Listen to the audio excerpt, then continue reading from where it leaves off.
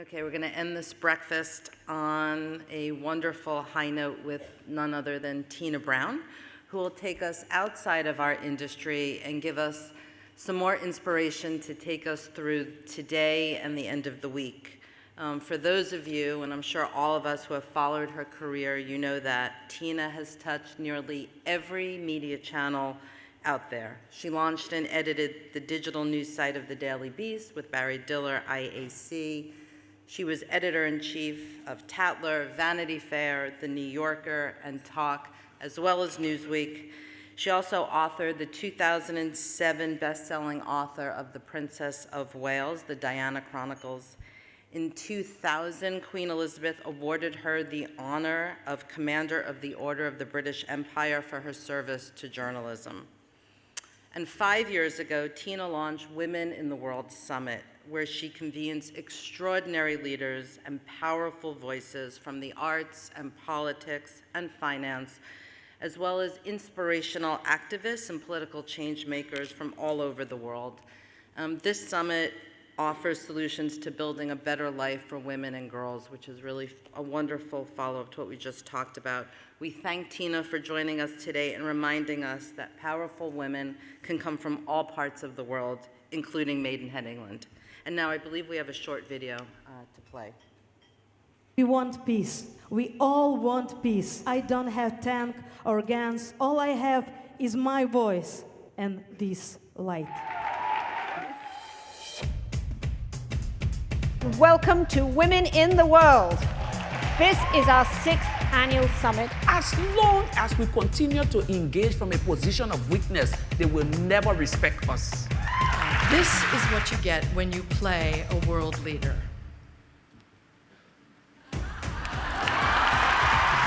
But if you want a real world leader and you're really, really lucky, this is what you get.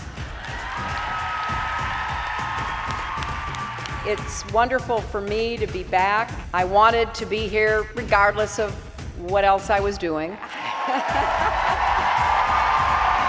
first thing we tell a boy when he cries, don't cry. Are you a girl? Why are you crying? So you're distancing him from his emotions. And then you're surprised why he's beating up his wife. You don't need one woman. You need a tsunami of women. I think I was being patient over there because I knew that this man would one day be working for me. If you walk on my toes, I'll flip you like a coin. Change roles for women in life. And as night follows day, you will find the roles for women in drama. Yeah. Work on that. This is for every girl who has taken 2 steps forward, 3 steps back, then gathered herself and jumped 6 steps ahead. You have to put everything you can into every ounce of your education. They shot her at point-blank range in the head and made her stronger. I invite all of you to support Malala Fund and let us turn the education of 40 girls into 14 million girls. If Bushra and I can sit in this room and speak in the same voice, then surely that should be an example for everybody else.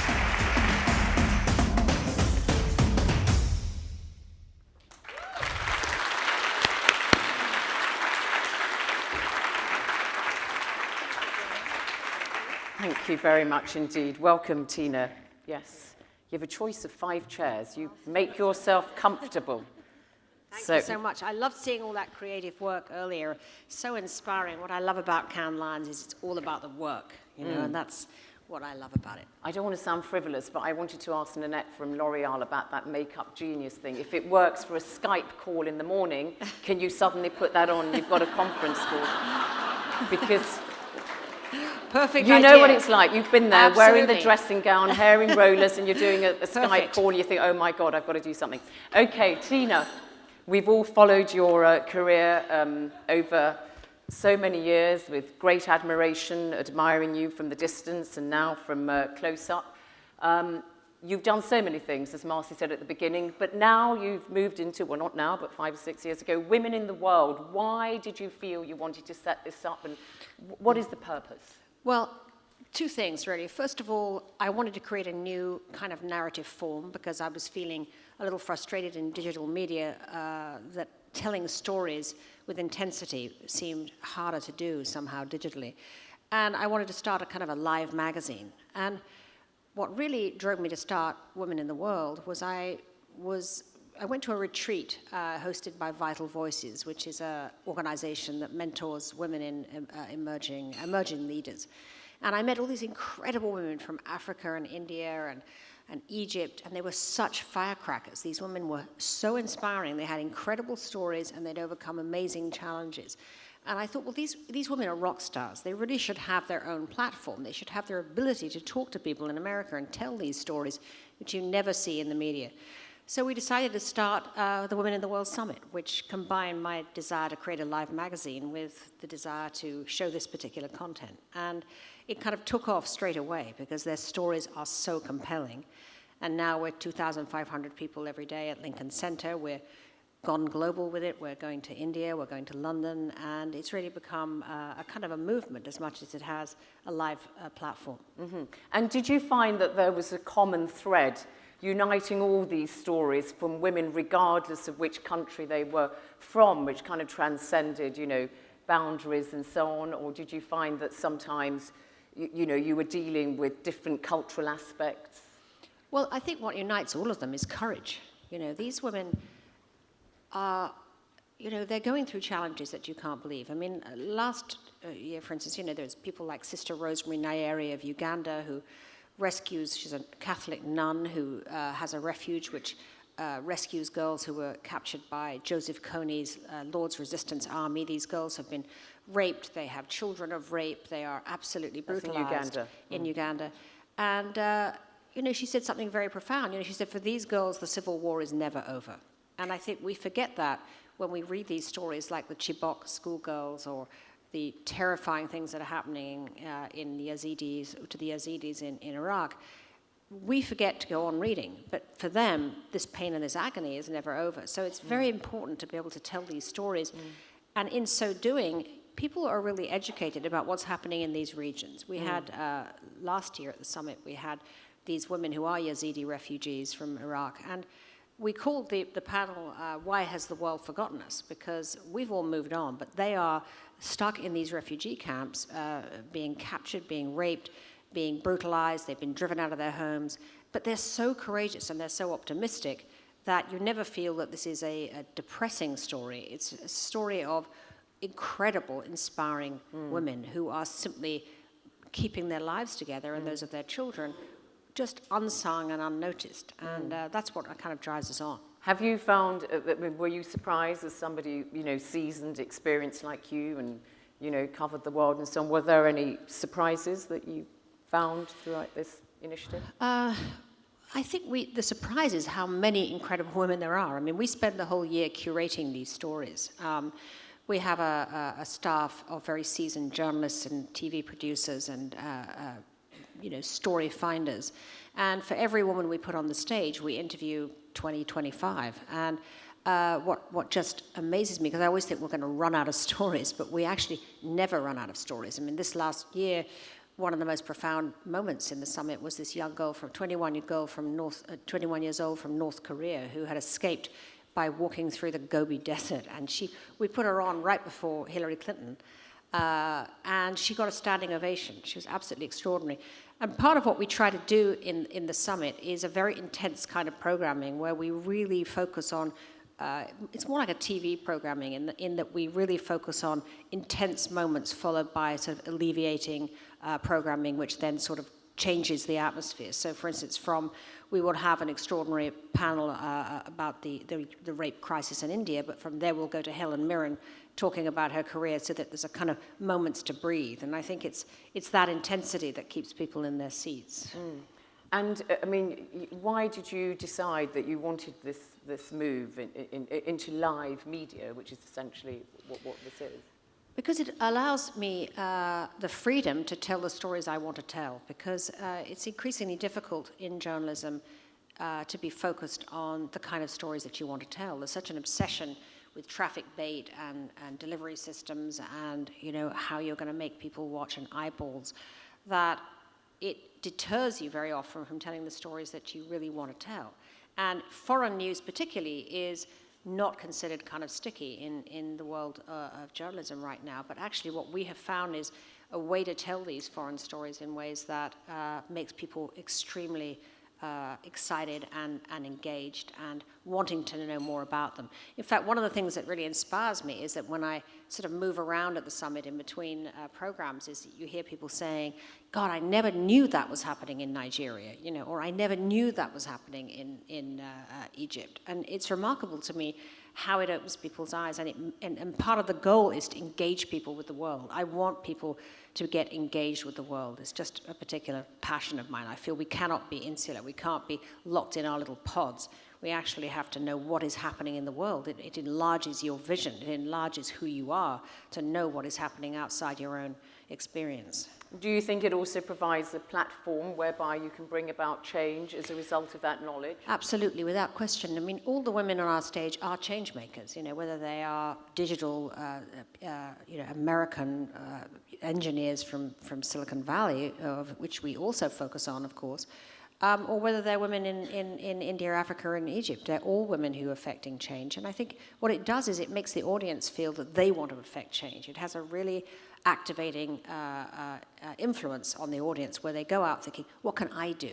And many people leave our theatre making a decision they're going to start something that they want to do. They're going to either get engaged with one of these stories as a giving or donating or their time, their expertise, or they're going to start something of their own in their own community. So in that sense, it is a kind of activism agenda.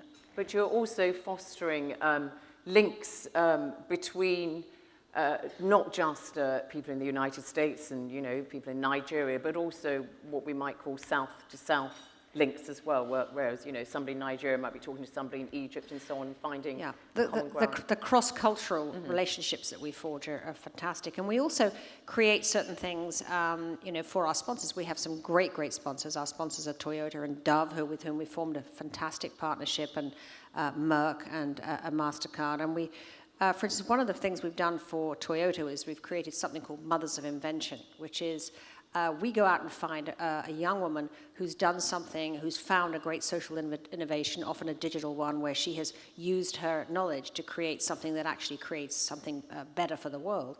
And then we bring that story to the stage, we make a film about her, and then Toyota gives her a $50,000 grant and supports her with marketing and mentoring advice for the rest of this year.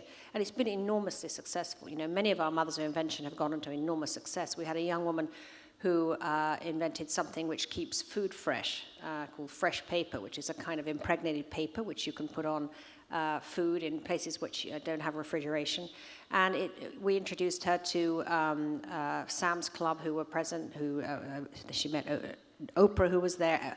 The whole thing just took off for her, and her company is now enormously successful. So becoming a Mothers of Invention has been a fantastic thing we're able to do at the summit, and we now have about 13 or 14 of them over the last 4 years, and Toyota feel thrilled that it's kind of gaining real traction. I mean, one thing I've always found, which is a bit of a paradox, is that sometimes you can have women at the very top of the pyramid in positions of power, but it doesn't always filter to those women at the grassroots level. I mean, you know, we've had a lot of women, for instance, leading Muslim nations, you know, Benazir Bhutto, the late, in Pakistan. We've got Sheikh Hasina now in Bangladesh, which is a Muslim country, and so on and so forth. And I mean, ironically, we haven't had yet an American female president, although, of course, that may change. But how far can you, through Women in the World, you know, make sure that those bottom billions, that their issues at the grassroots community level are being addressed, and you're not just engaging with those at the top of the pyramid? Well, because actually the women we feature on the stage, many, I would say 2/3 of them are women you've never heard of who are working with that grassroots. The big leaders that we feature on the stage are really there, in a sense, to be the marquee names that people come, they think, to see. I mean, it was wonderful to have Angelina Jolie, as we did this year, and Hillary, who's been every year, actually. But in fact, people leave the theatre talking about the young girl from North Korea or the Yazidi refugees. There's something very powerful about those unknown women, as you say, who are touching the lives of the unknown people, as opposed to the big women who are, you know, celebrated on the cover of magazines. But it does show you, as I said, when you do have women in positions of power, you know, women in countries that they lead, you don't always find that as a result of these women being at the very top that it's necessarily had a change lower down. You need a kind of cultural revolution. By no means. I mean, Mrs. Thatcher, we had yes, to make exactly. a lot of difference. Yes. I mean, I don't think Christina Kirchner is exactly, caring that much about the bottom 5% in Argentina. So then, if you want a kind of cultural revolution in a good sense, how far does Women in the World engage with men also to help effect change? Well, very much, actually. I mean, we do feel strongly that engaging men is the whole kind of future, in a sense, to change things for women. And that's why we had Amir Khan this year from India, who has... his show reaches 500 million people. It's absolutely extraordinary. And his TV show is about changing cultural norms in India. And he deals with questions like feticide and sexual trafficking. He's a very taboo-breaking kind of a guy, huge champion of women. So we had him, and we've had many really interesting men on our stage. We've had an imam from Senegal, who was an imam who actually led, after being convinced by the great Molly Mulshing, an American activist, that female genital mutilation was actually a wrong thing. He then joined forces with her to persuade the other imams in the region to change their minds. So we've had incredible men like that. We had Kennedy Odede this year from Kenya, who has started a girls' school in the slums of Kibera. So we have, we do very much. We always have Jon Stewart as a moderator too. So we have a lot of men engaged, and I want to do more of that because this is the tipping point. Certainly when we go to India in November, we are very much engaging men because Modi is actually, with his campaign to raise the girl child, he's actually done a lot to give his voice to promoting the idea of raising women up in India. So, final question then, Tina, what next for Women in the World? How do you wish to develop it? Well, the difference now is that we've formed a very exciting partnership with the New York Times, which happened in January, which has been a fantastic addition. We now have, the Times have built us, Women in the World, a digital presence at the Times, and we are expanding that. We're also expanding globally, as I say. We're going to go into other countries, and we really want to now create a media platform and a digital community as well to bring together all of these women that we've discovered and to keep them in contact with one another and keep the conversation going in between the summits, because the actual power of these events is enormous, but keeping up the conversation in between is the next great sort of moment and movement for Women in the World after the first 7 years, which it is actually now. Tina Brown, thank you very much indeed for sharing your insights with us. Thank you. Thank you very much, Tina. I'll relieve you of your microphone. I can hand over, thank you very much indeed, Tina, to Michael Roth, Chairman and CEO of IPG. It's been my pleasure to have been with you. Thank you very much.